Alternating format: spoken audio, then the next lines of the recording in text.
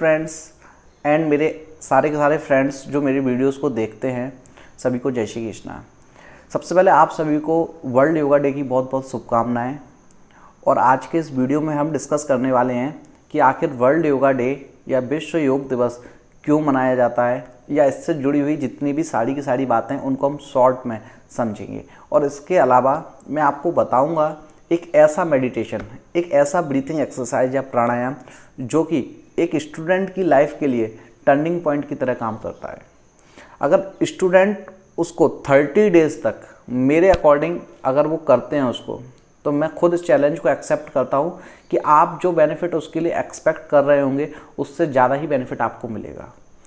Okay, तो उसके क्या क्या बेनिफिट्स हैं, एक स्टूडेंट्स को क्या क्या बेनिफिट्स चाहिए होते हैं, वो मैं आपको उस ब्रीथिंग एक्सरसाइज के साथ ही बताऊंगा। सबसे पहले मैं आप सभी को बताता हूं कि आखिरकार वर्ल्ड योगा डे क्यों मनाते हैं, फिर इसको 21 जून को ही क्यों मनाया गया, और इस साल की वर्ल्ड योगा डे की थीम क्या है। तो आइए स्टार्ट करते हैं इस वीडियो को स्टार्ट करने से पहले आप में से जो लोग मेरी वीडियो को पहली बार देख रहे हैं वो सभी लोग प्लीज़ इस चैनल को सब्सक्राइब कर लें, ताकि मेरी आने वाली सारी वीडियोज़ आपको मिलती रहें। और अगर आप नीट एंड JEE के स्टूडेंट हैं तो फिर आपकी पढ़ाई बिल्कुल कंटिन्यू सुपर स्पीड से चलती रहे, आपको अलग अलग सब्जेक्ट्स की सुपर ट्रिक्स मिलती रहें, जिससे आप अपने नीट एंड JEE के एग्ज़ाम में कुछ एक्स्ट्रा कर सकें। तो आइए स्टार्ट करते इस वीडियो को। तो सबसे पहले मैं आपको बताऊंगा कि वर्ल्ड योगा डे आखिर क्यों स्टार्ट हुआ। तो वर्ल्ड योगा डे की शुरुआत सबसे पहले 2015 में स्टार्ट हुई, क्योंकि 2014 में इस देश में एक नई सरकार बनी थी। उसमें पहले से जो पैटर्न चला रहा था उससे अलग तरीके की एक सरकार बनी, एक अलग प्रकार का प्रधानमंत्री बना जो पूरी दुनिया में पॉपुलर हुआ। तो हमारे जो देश के प्रधानमंत्री हैं माननीय श्री नरेंद्र मोदी जी, उन्होंने 27 सितंबर 2014 को यूएनओ की जो वर्ल्ड असेंबली है, जिसको बोलते हैं यूनाइटेड नेशनल जनरल असेंबली, संयुक्त राष्ट्र महासभा में एक प्रस्ताव रखा कि योग जो है सिर्फ भारत ही नहीं पूरी दुनिया की एक संपत्ति है और पूरी दुनिया इसका फ़ायदा उठा सकती है। और दुनिया में इस समय कल्चरल चीज़ों में देखा जाए तो योग सबसे ज़्यादा तेज़ी से फैल रहा है। तो इस चीज़ को उन्होंने वहाँ बताया और बोला कि हम चाहते हैं और भारत इसका आह्वान करता है कि योग को पूरा दुनिया मनाए, इसलिए एक डे ऐसा डिसाइड होना चाहिए जिसको वर्ल्ड योगा डे बोला जाए और पूरी दुनिया में एक साथ उसको मनाया जाए। तो जब इस प्रस्ताव को उन्होंने वहाँ यूएनओ की जनरल असेंबली में रखा तो दुनिया के लगभग जितने भी सारे देश हैं, सारे के सारे देश इसके फेवर में थे, सिर्फ गिनती के कुछ देशों को छोड़कर जो कि अपोज में थे। उसके अलावा दुनिया के लगभग सारे के सारे देश इसके फेवर में थे, चाहे वो किसी भी रिलीजन को मानने वाले हो, चाहे हिंदू, मुस्लिम, सिख, ईसाई, बौद्ध, किसी भी रिलीजन को मानने वाले जो कंट्रीज़ थे सारे के सारे इसके फेवर में थे। सिर्फ गिनती की कुछ ऐसी कंट्रीज़ थी जिनका नाम लेके मैं आपके लिए आज का दिन बेकार नहीं करूँगा, इसलिए मैं उनका नाम नहीं ले रहा हूँ। तो उन कुछ कंट्रीज़ ने इसका विरोध किया था, बाकी सारी कंट्रीज़ के फेवर में थी। और सबसे ज़्यादा फेवर में जो कंट्रीज़ थी वो भी मैं आपको बता दूँ, सबसे ज़्यादा फेवर में थी अरब कंट्रीज़। और अरब कंट्रीज़ में इसका बहुत ज़्यादा तेज़ी से है ना डेवलपमेंट भी हो रहा है योगा का। तो इस तरीके से है ना संयुक्त राष्ट्र महासभा यूएनओ ने इस चीज़ को एक्सेप्ट किया और पहली बार वर्ल्ड योगा डे 21 जून 2015 में स्टार्ट हुआ। अब दूसरा क्वेश्चन ये उठता है कि आखिरकार 2015 में जब स्टार्ट हुआ तो 21 जून को ही क्यों स्टार्ट किया गया इसको।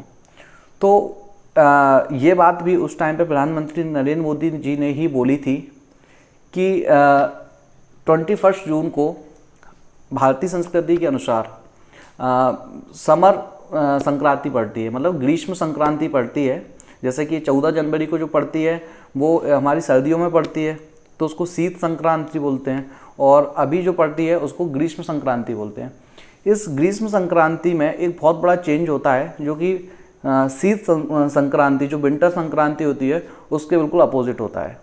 तो इसमें क्या होता है कि जो सूर्य देवता हैं, जो सन है, वो हमारे अर्थ के नॉर्थ हेमिस्फीयर से साउथ हेमिस्फीयर की साइड मूव स्टार्ट कर देते हैं, मतलब कि उत्तरी गोलार्ध से दक्षिणी गोलार्ध की साइड स्टार्ट कर देते हैं, जिसको हमारे नक्षत्रों की भाषा में सूर्य का दक्षिणायन बोलते हैं कि दक्षिणायन में स्टार्ट हुए। तो इसका नक्षत्रों पर बहुत बड़ा इफेक्ट पड़ता है और ये एक ऐसा समय होता है जिसमें अगेन बरसात देश के अधिकतर हिस्सों में स्टार्ट हो रही होती है, तो लोगों को इम्यून सिस्टम को स्ट्रॉन्ग करने की ज़रूरत होती है, क्योंकि इस समय सर्दी, खांसी, जुकाम, बुखार इस तरीके की बीमारियों के बढ़ने का ट्रेंड भी बढ़ता है। तो इसलिए इस समय अगर लोग योग करेंगे तो कहीं ना कहीं योग की शुरुआत होगी और उनको अपने इम्यून सिस्टम को स्ट्रॉन्ग करने में एक अच्छा सपोर्ट मिलेगा। तो इस तरीके से इसलिए इसको ये सोच के 21 जून को इसको स्टार्ट किया गया।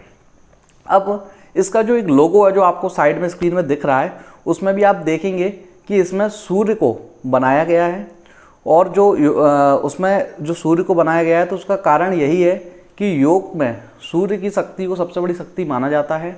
और बोला जाए, और ऐसा मैं भी मानता हूँ, कि जो सूर्य के अंदर शक्ति है वो एक प्रत्यक्ष शक्ति है। मतलब कि अगर दुनिया में अगर आपको प्रत्यक्ष रूप से भगवान को देखना है तो आप सूर्य को दर्शन कर सकते हैं। इसलिए हमारी संस्कृति में सूर्य को देवता बोला जाता है, और सूर्य से ही सारे के सारे इस धरती पर चीज़ें चलती हैं। सारे के सारे vegetarian foods, non vegetarian foods कहीं ना कहीं डायरेक्टली इनडायरेक्टली सनलाइट से ही जनरेट हुए हैं। तो इसलिए सूर्य को देवता माना जाता है, और योग दिवस में भी इसका बहुत बड़ा महत्व रखा गया है। इसलिए जब पूरे देश में योग दिवस को मनाया जाता है, सॉरी देश ही क्या पूरे विश्व में जब पूरे योग दिवस को मनाया जाता है, तो आप देखेंगे कि सूर्य नमस्कार जो होता है, जिसकी 13 स्टेप्स होती हैं, उसका सबसे बड़ा रोल होता है। स्कूल्स में भी कराया जाता है, और सूर्य नमस्कार करने के बहुत सारे बेनिफिट होते हैं। बट हमारे आज का टॉपिक सूर्य नमस्कार नहीं, इसलिए मैं उसके बारे में आपको नहीं बताऊंगा ज़्यादा। तो इस तरीके से योग दिवस की शुरुआत हुई। लेकिन इसमें एक सबसे बड़ी और इम्पॉर्टेंट चीज़ ये और है कि योग दिवस स्टार्ट होने से जो भारत को सबसे बड़ा बेनिफिट हुआ वो हुआ विश्व गुरु की छवि का। कि मतलब कि बोला जाए कि 2015 में जिस दिन से 21 जून को वर्ल्ड योग डे स्टार्ट हुआ, उस दिन से देखा जाए तो पूरी दुनिया भारत को अगेन फिर से विश्व गुरु की नज़र से देखने लगी। क्योंकि पूरी दुनिया में जो योग के टीचर्स आजकल जा रहे हैं वो इंडिया से ही जा रहे हैं, और योग के बहुत सारे जो वीडियोस भी देखे जाते हैं या डाउनलोड किए जाते हैं वो सारे के सारे इंडिया के ही होते हैं। इसके अलावा स्वामी रामदेव जो हैं उन्होंने भी योग के लिए बहुत ज़्यादा काम किया, और बोला जाए तो आज के समय में योग का सबसे ज़्यादा पब्लिसिटी उन्होंने ही की। तो कहीं ना कहीं पूरी दुनिया में उनको फॉलो किया जाने लगा। मतलब योग के लिए मैं ये बोलना चाहता हूँ कि पूरी दुनिया में आज भारत फिर से विश्व गुरु की तरह बनकर उभरा है। तो ये एक बहुत ही बड़ी शुरुआत है हमारी दुनिया में भारत को विश्व गुरु की तरह उभारने के लिए। तो इस तरीके से योग डे मनाया जाता है, और इस तरीके से योग डे धीरे धीरे पॉपुलर होता जा रहा है। जैसा कि आप स्क्रीन्स पे देख रहे होंगे कि बहुत सारी इमेजेस में कि इंडिया से ज़्यादा आज के टाइम में पूरी दुनिया में योग का क्रेज़ है। और कई स्टूडेंट्स मुझसे 2-3 बार पूछ चुके हैं कि सर योग या इस तरीके की चीज़ों को सीखने के लिए कौन से कोर्सेज होते हैं। तो मैं आपकी जनरल नॉलेज के लिए बता दूं कि जो बैचलर ऑफ फिजियोथेरेपी होता है उसमें भी योग का कोर्स होता है। एंड इसके अलावा हमारे इंडिया में योग की बढ़ती हुई डिमांड को देखते हुए एक नया कोर्स शुरू किया गया है, BYNS, बैचलर ऑफ यौगिक एंड नेचुरल साइंस, जिसके अभी बहुत ही कम कॉलेज हैं, उसमें से एक कॉलेज भोपाल में भी है। तो ओके स्टूडेंट्स, हाँ, और एक लास्ट चीज़ और मैं आपको बता देता हूँ इसमें कि आखिर इस साल की थीम क्या है, क्योंकि ये बहुत ही ज़्यादा इम्पोर्टेंट है और बहुत सारे लोग आपसे इसके बारे में पूछ सकते हैं कि वर्ल्ड योगा डे की 2020 की थीम क्या है। तो इस बार की थीम है कि योग एट होम एंड योग विद फैमिली। तो yoga at home and yoga with family, तो इस तरीके से है ना इस बार की थीम है। क्योंकि इस बार कोरोना पैंडेमिक के कारण थीम को कोरोना के हिसाब से रखा गया है कि कोविड का इन्फेक्शन कम हो, इसलिए लोग घर पर ही करें। नहीं तो अदरवाइज स्कूल्स वगैरह में इसको बहुत बड़े लेवल पर ऑर्गेनाइज किया जाता था पूरे वर्ल्ड में। तो आइए मैं आपको बताता हूँ कि वो एक कौन सा मेडिटेशन है जिससे आप अपनी मेमोरी पावर को तेज कर सकते हैं, आप अपने चेहरे का तेज, ओज, इन सारी चीज़ों को बढ़ा सकते हैं। तो आइए देखते हैं उस मेडिटेशन को। तो स्टूडेंट और फ्रेंड्स, जो मेडिटेशन मैं आपको बताने वाला हूँ वो बहुत ही ज़्यादा स्पेशल है, बट उससे पहले मैं आपको थोड़ा सा शॉर्ट में बता देता हूँ। और भी बहुत सारे है ना प्राणायाम होते हैं, जैसे अनुलोम विलोम, भस्त्रिका, कपालभाति, और जिसके बारे में आज मैं आपको बताने वाला हूँ वो प्राणायाम। तो सबसे पहले मैं आपको बता दूंगा कि प्राणायाम वर्क कैसे करते हैं, कैसे उनका एक्शन होता है। तो सभी प्राणायाम की अपनी अपनी एक अलग मैकेनिज्म होती है जिसको साइंस भी मानता है और वो बिल्कुल साइंटिफिकली प्रूव्ड है। जैसे कि बट एक मैकेनिज्म ऐसी है जो हर मेडिटेशन में, हर प्राणायाम में काम करती है, उसको बोलते हैं ट्रेकिया मैकेनिज्म। ट्रेकिया मैकेनिज्म में क्या होता है, जब हम लोग ब्रीथिंग एक्सरसाइज करते हैं, लगातार कंटिन्यू लंबी गहरी सांसें लेते हैं और उनको छोड़ते हैं, तो हमारे जो ट्रेकिया होता है उस पर के ऊपर सी शेप्ड रिंग होती हैं, इन पर अच्छे खासे है ना प्रेशर पड़ते हैं, जिससे हमारी ट्रेकिया की मसल्स स्ट्रॉन्ग हो जाती हैं। मसल्स के स्ट्रॉन्ग हो जाने से मान लीजिए एलर्जी है, तो एलर्जी में क्या होता है, जो लोकल हार्मोन होते हैं हिस्टामिन लाइक, वो वहाँ पर है ना अपना एक्शन दिखाते हैं। बट अगर मसल्स स्ट्रॉन्ग होंगी, जो कि ब्रीथिंग एक्सरसाइज से स्ट्रॉन्ग हो गई हैं, तो लोकल हार्मोन्स का असर नहीं होगा और एलर्जी के बहुत सारे सिम्टम्स कम हो जाते हैं। इसके अलावा अस्थमा जैसी बीमारियाँ जनरली ये हर मेडिटेशन से, हर प्राणायाम से कम हो जाती है।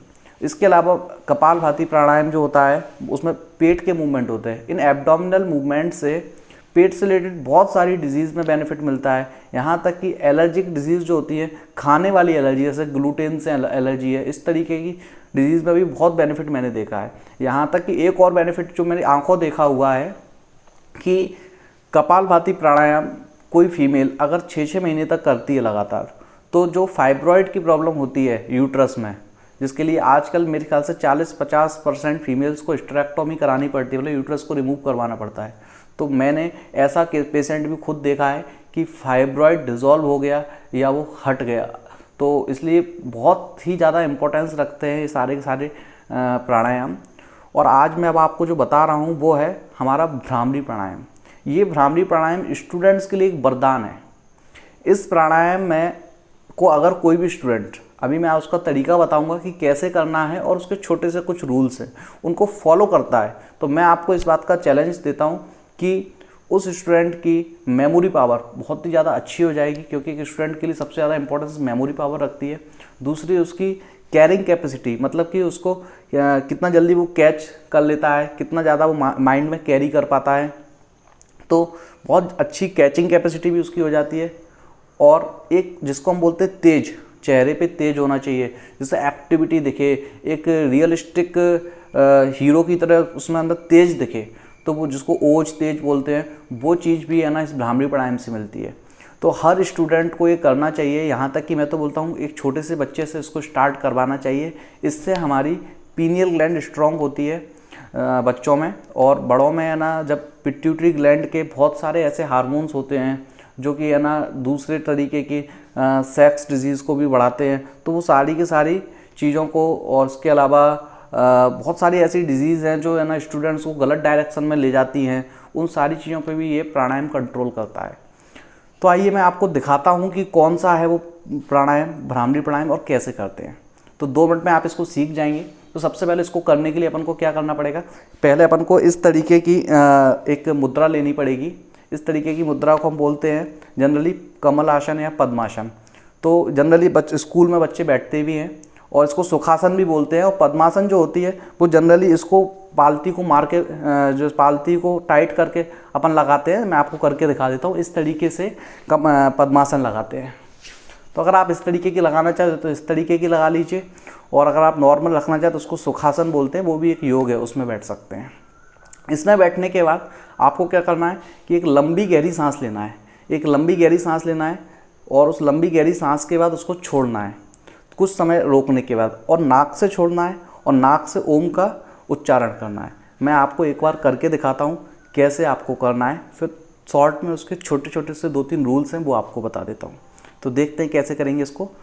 सबसे पहले मैंने अपनी आँखों के ऊपर 2 उंगलियों को रखा, इसमें रखा जाता है ऐसे, और अपने अंगूठे से कान को बंद किया, कान पे प्रेशर नहीं डालना है, और फिर मैं एक लंबी गहरी सांस लूँगा, देखिए कैसे,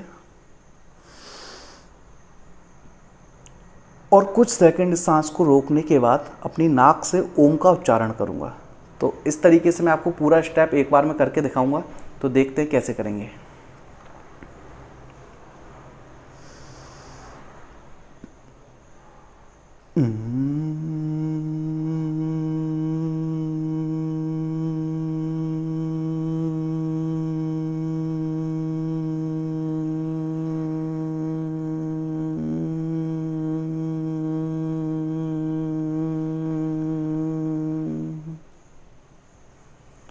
तो इस तरीके से हमको इसको करना है।